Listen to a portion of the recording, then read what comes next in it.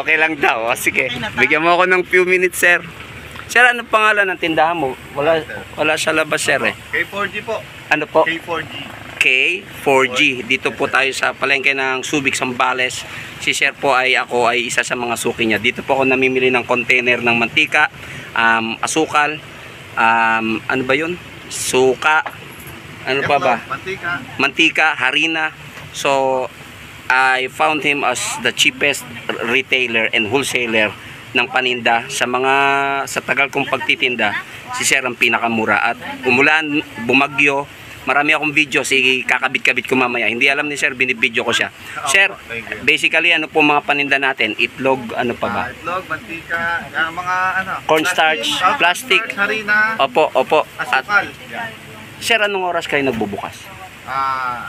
Para ano, 7 a.m. open na lang. 7 a.m? 6:30 ang ano namin talaga. Hindi ba parang late na yung alas 6? Paska ano, 6:30 talaga kami. Okay po, sa bagong palengke kasi talagang paagahan dun eh. Paagahan. But anyway, kayo po 6:30 or 7. Ano oras sir nagsasara? 7 p.m. 7 p.m. Ilan po ang taon ninyo sir? Kalahati nga rin. Ano sila eh. Hatindahan ko, 6. Pero kung titingnan nyo po ito, parang napakaliit na pwesto lang nito ah. Parang 2 dipat mahigit lang po. Pero 6 pa rin ang taong kakailanganin sir, no? So, sir, buti kayang-kayang pasahurin sir. Kaya naman sir. Kasi malakas talaga yung business mo sir, no? Sir, nung nagbukas po kayo, eto na lahat agad ang paninda nyo o dagdag din? Dagdag lang. Anong unang paninda? Talaga dito sir, mga may ano pa ako. Ang nauna talaga itlog at yung ano natin. Tapos mga hinanap-hanap na lang. Sumunod na lang. Sa una pa lang sir, panalo agad no? Kita agad sir. Hindi din. Kailangan hindi rin? Malaka muna eh. Oo nga eh no? Dahil hindi naman lumalabas yung tao dati sir. Sir, sa loob lang ng palengke lagi. Sa loob lang. By the way, sa labas po ng palengke to, dito sa may ano bang street to? Walang street to sir. Okay. Along Pableo lang. Along Pableo. Pableo. Okay sir. And then, sir, ilang taon na to? Isang wash.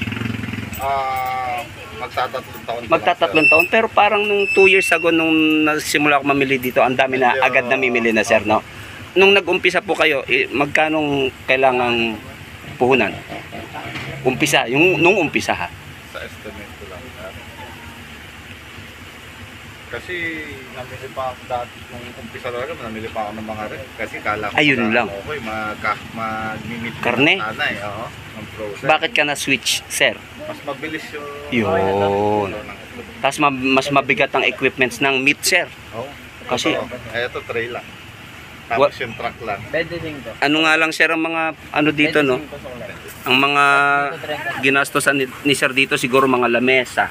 Yan, lamesa. Mga shelves. Mura-mura lang naman yan, sir, di ba? Parang sumunod-sunod na lang din, sir. Na medyo... Nung kumita na, sir. Pero meron tayong pinatayo konti. Ito, nauna, isa. Tapos, nung medyo kumita, yan, nagdagdag lamesa. Okay. Sir, balik ako dun sa unang tanong na magkano yung puhunan? Puhunan sa paninda, sir, hindi sa materyales. Okay, sa patinda ba lang? 100? Pagka medyo malaki na yun, sir. Kasi kung gusto malaki na? Hindi, kailanganin mo talaga yun. Kaso, yung 100, sir, puro itlog lang. Nasa, ano lang yun. Nasa 50 case lang yun. Sa 100,000. So, 50 bitin pa yun, sir. Kung ang paninda mo nung una ay itlog, tsaka ano ba yun? Kaso, Mantika? Kaso, hindi ka naman mag-uumpisa, sir, ng 50 case, eh. Tama. Kasi nung nag-50 case ako, sir, bumabiyahe pa ako hanggang Butulan. Dinideliver mo dahil marami yon. Marami para sa akin dati. Gaano ba karami ang 50 case? Ito? Hindi. Ito, sir, mga ano lang to, 10 lang to. Okay. Dati kasi nung nag-umpisa hindi tray, yun, case pala. Case, 12 trays yun.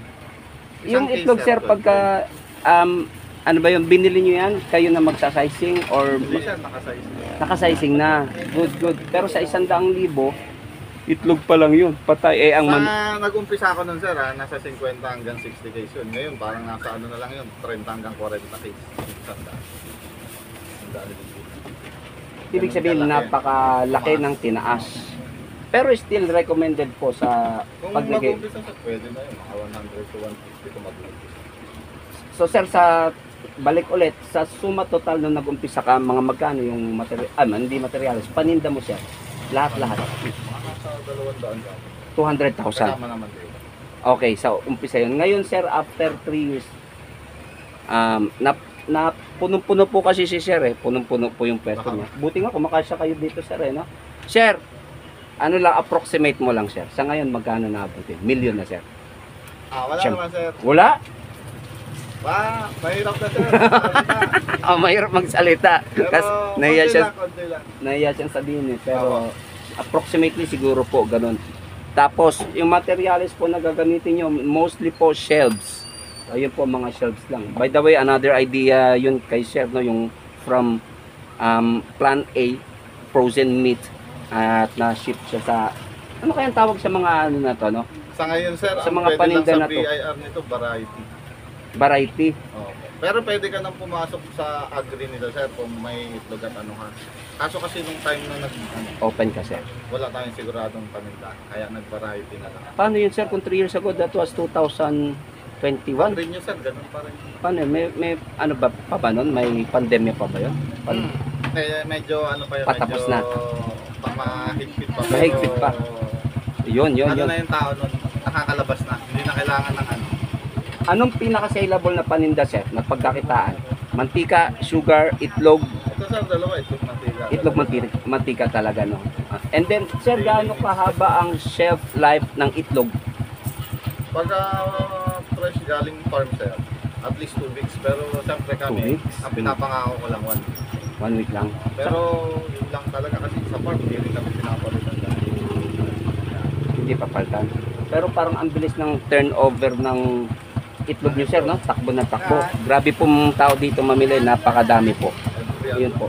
every 3 days ang yakin. Every 3 days? Uy, grabe. Twice a week para hindi tayo talaga matira. Buti, Sir, sa dinami-dami na nagtitinda sa loob. Hindi ko mabilang ilan ba doon, benteng stalls, may mga ano pa sa ibang streets. Buti, Sir, competitive ka. Ayun lang sir, talaga surprise kasi tayo na.